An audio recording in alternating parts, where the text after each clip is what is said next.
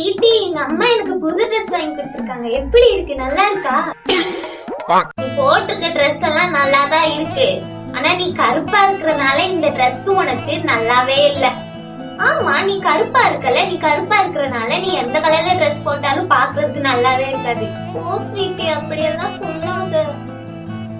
என்ன பாப்பா ஆச்சு? ஏன் பாப்பா அழுதுட்டு இருக்க? அம்மா, என்னோட ஃப்ரெண்ட் ஸ்வீட்டி இல்ல, நான் கருப்பா இருக்கறனால நான் எந்த ட்ரெஸ் போட்டாலும் அது எனக்கு நல்லாவே இருக்காதுன்னு சொல்றாமா. அதுக்காக தான் நீ ரொம்ப நேரமாவே அழுதுட்டு இருந்தியா? வெளிப்பார்வைக்கு வேணா உன்னோட தோல் கருப்பா இருக்கலாம், ஆனா மனசளவுல நீ ரொம்பவும் வெண்மையானவ. அதோட மட்டும் இல்லாம நீ திறமைசாலியும் கூட. முதல்ல ஒன்ன நீ நம்பணும். இப்படி அடுத்தவங்க நம்மள கிண்டல் பண்ணிட்டாங்க அப்படின்னு நினைச்சு நம்ம இதுக்காக எல்லாம் அழுதுட்டு இருக்கவே கூடாது.